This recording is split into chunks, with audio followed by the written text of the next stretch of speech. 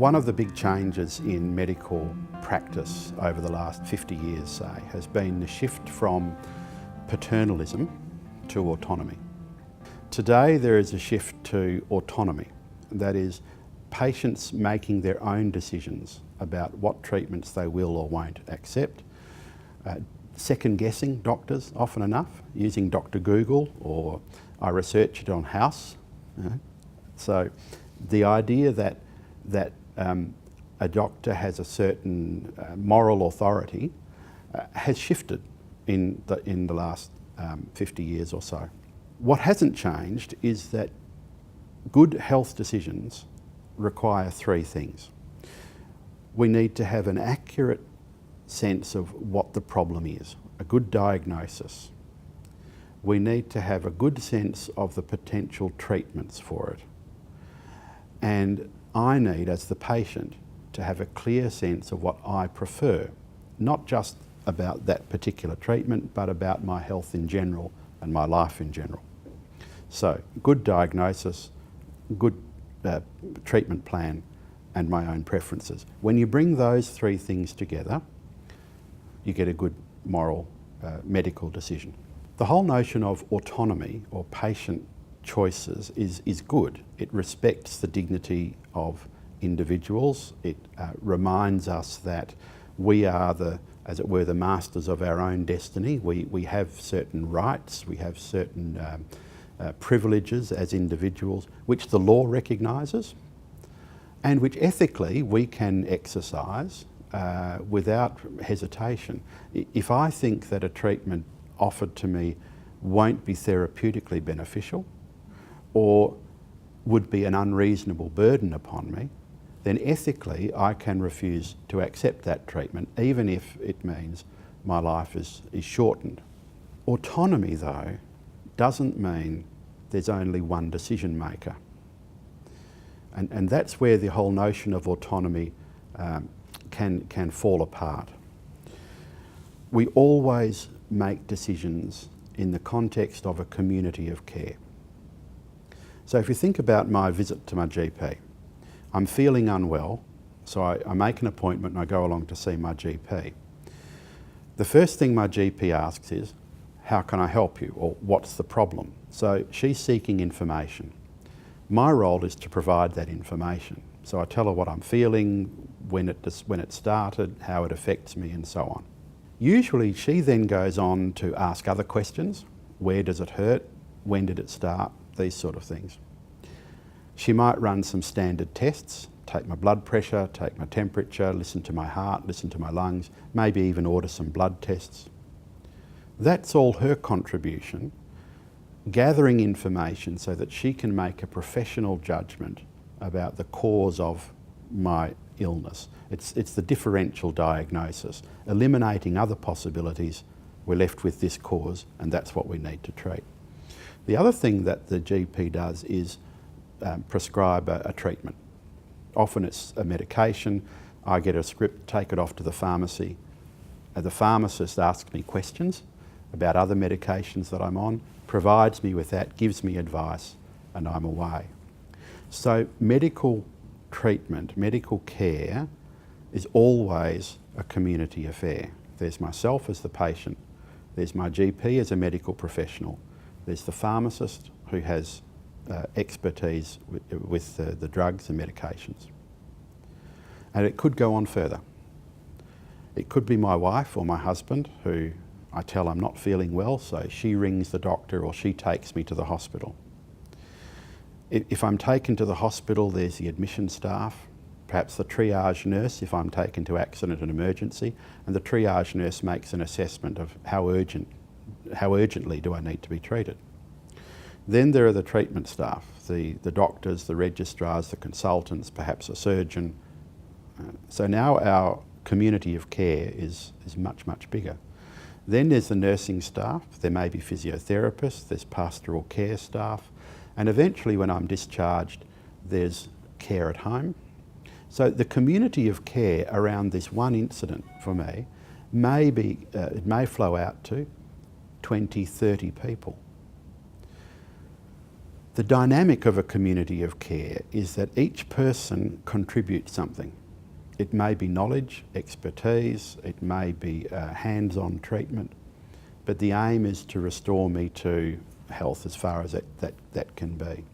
So long as I see myself as the one decision maker, there's a risk that I will develop the idea that I actually have all the knowledge I need. I'm the best one to make. I don't have to listen to anyone else. This is what I want. This is what. It's a very consumer way of thinking about medicine. You know, the doctor is no longer the doctor, is a healthcare provider. I'm no longer a patient, I'm a consumer. And the same dynamic that applies in other sales situations is transferred to the medical relationship. That's where the notion of autonomy becomes very dangerous. All of that makes good sense while I am conscious and competent and able to make decisions for myself. But what about when I'm not? What about when I'm unconscious, or when, for whatever reason, through injury or through mental illness or through dementia or whatever, I become non-competent, so legally and ethically unable to make reasoned decisions about my own care. This is where an advanced care plan becomes extremely useful. Most states in Australia have legislation whereby I can appoint someone as my enduring guardian or to hold medical power of attorney, and that person is then legally empowered. When I am non-competent, that person is empowered to make the medical decisions for me. But how does that person know what I want? This is where the advanced care plan is so critical. An advanced care plan is a way of thinking through and recording, perhaps very informally, but usually in writing in some way, what I would want to happen in a foreseeable future event. So, I have heart disease. Were I to have a severe heart attack, would I want to be resuscitated? Would I want to be simply kept comfortable and let go? Now, both of those options are ethically defensible. Both of those options are legally okay. The issue is, what does the doctor know? How does the doctor decide whether to resuscitate me or not? Who does he talk to?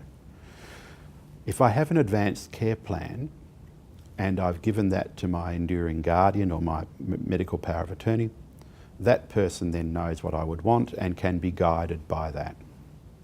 The advanced care plan, though, isn't binding on my guardian or medical power of attorney.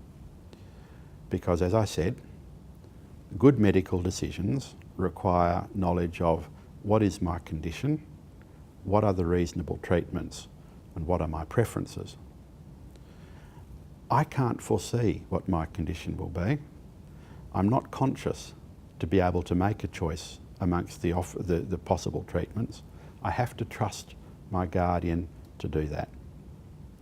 So all I can do, and it's a lot, is inform my guardian of what I would prefer to happen, and then trust my guardian to make the best decision at the time. That's the person who's there on the spot. They can talk to my doctor, get a clear sense of my condition.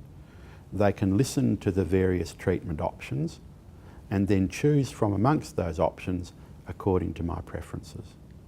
I have to trust my guardian to do that.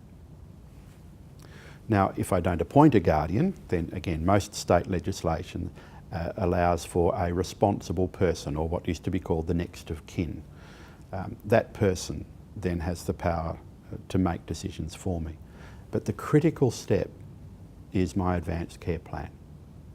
I need to put in the work now, while I'm healthy, while I'm conscious, while I'm competent, to think about what I would like to happen in foreseeable future medical events.